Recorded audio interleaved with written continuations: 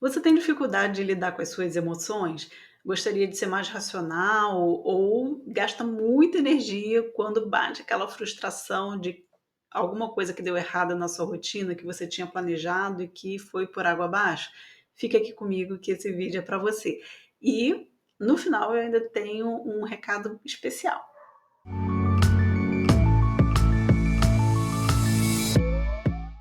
Eu sou Silvia Mota, especialista em desenvolvimento humano e gestão da mudança, e nesse canal eu abordo esses temas por meio do planejamento e da organização, justamente para facilitar a sua vida e te apoiar a ter uma rotina mais leve. Deixe então o seu like e inscreva-se no canal que é para receber a notificação dos novos vídeos que vão te apoiar nessa transformação da rotina. Agora deixa eu te contar um fato, uma realidade. A gente é muito mais emocional do que gostaria de imaginar, do que gostaria de supor. É isso, os seres humanos são muito influenciados pelas emoções.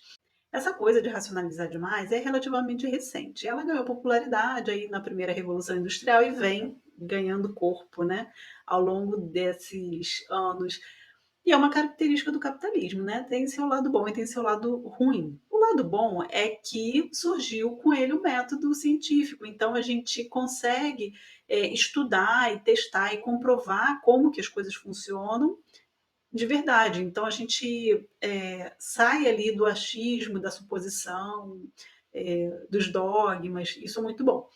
Por outro lado, né, o lado ruim é que se a gente leva isso ao extremo, a ferro e fogo, a gente se desconecta da gente mesmo. Então, não começa a ter dificuldade de lidar com a nossa essência, com as nossas emoções, e isso é muito ruim, porque o ser humano não é só racionalidade, né. Primeiro porque, a gente não controla, né, as emoções. As emoções, elas são uma reação físico-química do nosso corpo que acontece numa fração de segundos quando a gente lida com as situações que a vida apresenta. Pensa aí num exemplo, né, você está caminhando na rua, tranquila, daqui a pouco aparece um cachorro feroz, super bravo na sua frente. Na mesma hora, sua pupila dilata, o sangue vai sair das extremidades do corpo e vai para os grandes músculos, seu coração começa ali a bater forte, tem uma descarga de adrenalina, de cortisol na sua corrente sanguínea.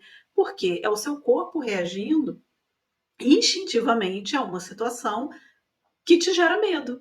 E o medo tem a função de garantir a nossa sobrevivência. Então ele tem um papel importante.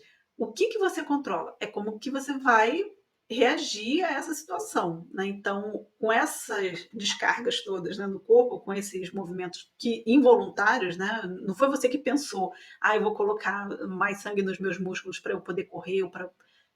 Isso aí você não pensa, o seu corpo simplesmente faz. É, mas como você vai reagir, aí sim você controla. Nesse exemplo, você poderia lutar com o cachorro, você poderia correr do cachorro. São as 2 opções possíveis, né. E para equilibrar essa balança, existe a inteligência emocional. Não se trata de engolir o choro, né, de ignorar as emoções, "Nossa, como eu sou forte, não posso mostrar minhas emoções", mas justamente de conhecer as suas emoções e usá-las a seu favor. Elas têm um papel muito importante, porque elas geram, né, a paixão, elas são combustível para as coisas que a gente precisa fazer. Você já escutou aquela expressão: "Ai, fiz não sei o que na força do ódio". Ok, o ódio, puxa ali muito para o negativo, pode ser, mas se aquilo ali te fez se movimentar, te tirou da inércia, às vezes da procrastinação e fez com que você saísse de uma situação que estava ruim para você, isso é muito bom. Então ela gerou esse impulso. E assim é com todas as outras emoções também, né, então elas geram esse combustível para a nossa ação. E outra coisa, elas também são um indicativo de coisas que a gente precisa olhar e precisa cuidar da nossa vida, não necessariamente que sejam coisas perigosas. Eh, por exemplo, se você está sentindo muita tristeza, talvez você tenha que olhar qual é o gatilho dessa tristeza. Tratar de alguma relação que não está ali legal, a comunicação tá ruim, buscar apoio de outras pessoas. Então, se uma ou outra não dá abertura para esse tipo de apoio, por que você continua investindo nessas relações? Não dá para mudar para outra? Então, as emoções também te ajudam a identificar coisas que você precisa cuidar antes que elas virem uma bola de neve. Então a gente facilita a vida quando tem atenção, a nossa essência, né, a essas coisas que vão ali atravessando, às vezes, os nossos valores, né. Às vezes a gente está numa situação que é legal no sentido de legalidade, né, é correta, não tem nenhum problema ali, mas é uma coisa que atravessa algum valor nosso. Por exemplo, se o seu valor é liberdade e você está num emprego que tem uma grade de horário, assim, muito rígida, você não pode sair dali, ele é super operacional, você não tem espaço para criar nada, para flexibilizar nada, talvez aquilo ali esteja ferindo o seu, valor de liberdade. Então, as emoções elas não falam só de coisas, práticas, né, operacionais, mas elas falam também, de valores nossos, né, e situações mais emocionais que a gente precisa dar conta. E tem um exercício muito bom, né, as emoções elas são como um músculo, quanto mais a gente exercita, maior e mais forte, mais flexível ele fica. Como é que a gente desenvolve então essa inteligência emocional? Tem 4 passos aí que você pode seguir e que te ajudam nesse trabalho. O primeiro é olhar para as coisas que estão acontecendo, e focar nos fatos. O que aconteceu, assim, sem julgamento, sem dizer se é certo, se é errado, se você concorda, se não concorda. O que aconteceu? Por exemplo, uma pessoa falou num tom de voz, mais alto com você. Você tem como identificar se a pessoa está falando no tom normal dela ou se falou com um tom de voz mais alto. Isso é um fato. Né? O que ela falou, qual, né, qual foi a motivação ali, se ela está certa, se está errada, não vem ao caso. Aquilo ali, é, o, o tom de voz estar mais alto foi o que te gerou desconforto. E aí você vai nomear a emoção, né, e os sentimentos que são decorrentes desse fato. Então, uma pessoa falou alto com você e aquilo ali te gerou angústia. Olha aí, a gente já começou a nomear.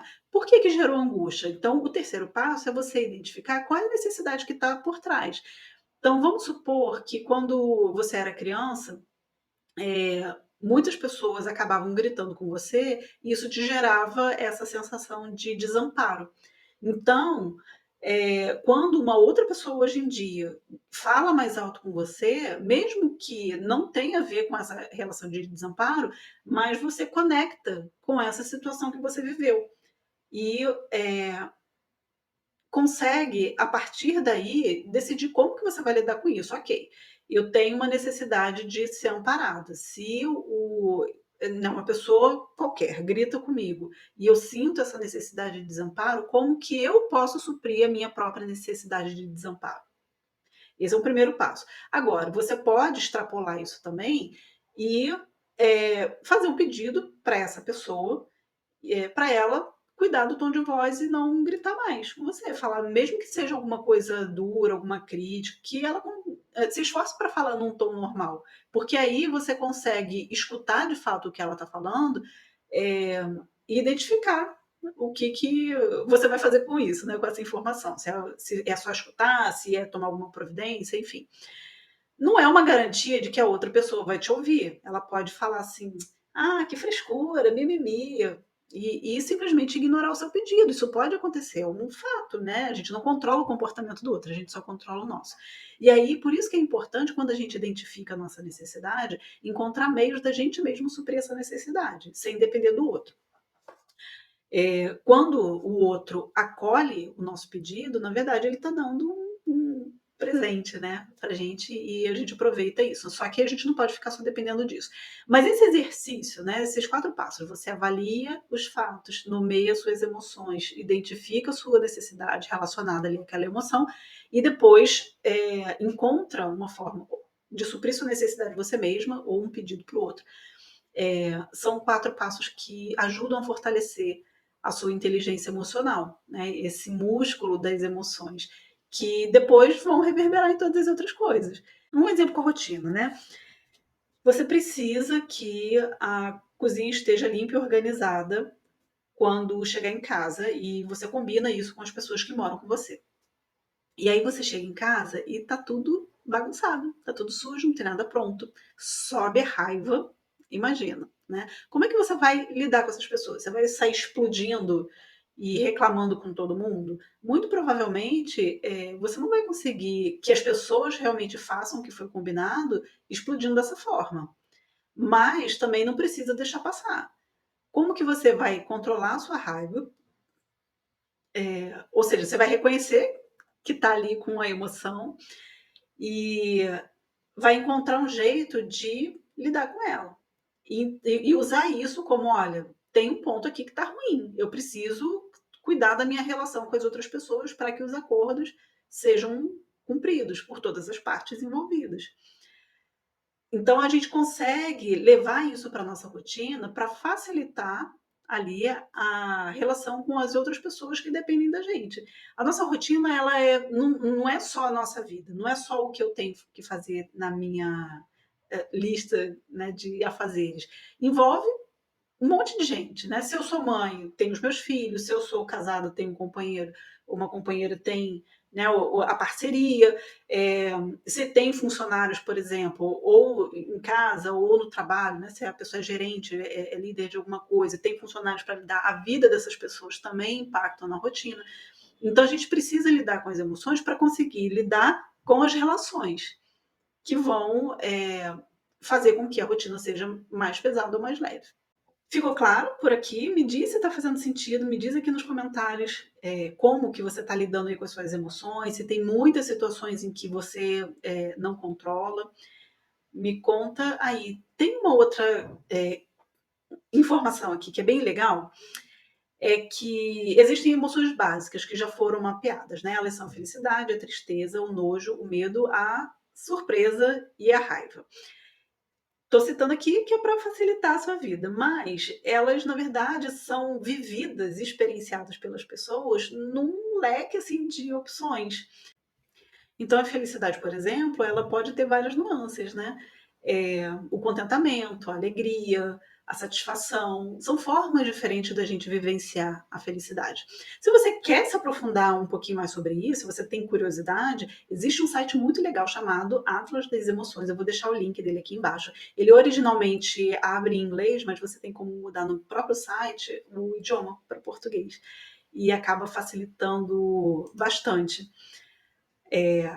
o consumo ali da informação. E é super interessante. Então, assim, se você quer extrapolar, né, quer fazer esse exercício aqui que eu propus para você e começar a nomear as suas emoções com mais propriedade, com mais segurança, dá uma olhadinha lá que é bem bacana. E quais os benefícios, então, da gente fazer essa gestão das emoções, né? Desenvolver nossa inteligência emocional? Primeiro que diminui o gasto de energia com as lamentações, com as reclamações, porque isso sim consome muito da gente. A gente aumenta o foco na solução e, como aumenta o foco na solução, a chance de atingir as metas, os nossos objetivos, de resolver os problemas é muito maior, aumenta assim exponencialmente. E gerir as emoções também aumenta a nossa autoestima, porque cada vez que a gente supera um desafio, cada vez que a gente transcende um medo, a gente se sente mais confiante de que a gente tem a capacidade necessária, que tem as ferramentas necessárias para seguir em frente. E isso é muito legal porque cada vez que a gente transcende esse medo, então a gente transcende as nossas restrições, as nossas limitações para conquistar os objetivos que a gente quer, inclusive uma rotina mais leve, porque a rotina mais leve, né, uma vida mais fácil, ela passa aí pelas relações, não é só pelo fazer. A gente só faz um monte de coisa porque a gente tem relação com outras pessoas, né? As relações familiares, de trabalho, enfim.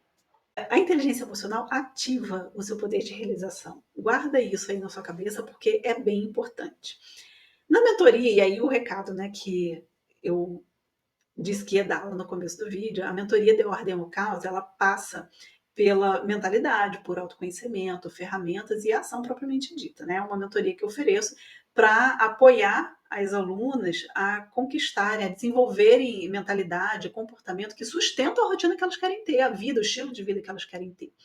Então, uma das coisas que a gente trabalha na mentoria é esse fortalecimento do músculo das emoções, que é para usar a favor na rotina e nessas relações. Se você tem interesse nesse tipo de acompanhamento, tem um link aqui na descrição desse vídeo com a lista de espera. E ali tem mais informações, tem mais detalhes também. E além da lista de espera da mentoria, eu também vou deixar o link do Planner 2023 para o caso de você estar procurando uma ferramenta aí para organizar a sua rotina. Ele é um planner com templates de planejamento, de rotina infantil, de rotina doméstica e de bônus aí, lógico, de rotinas de saúde e bem-estar, que é para você se cuidar enquanto aprimora a sua rotina. Se você gosta desse tipo de conteúdo, se esse vídeo te ajudou, te trouxe algum insight, deixa aqui nos comentários para eu saber e também curte, compartilha com outras pessoas que podem se beneficiar tanto quanto você. Até mais!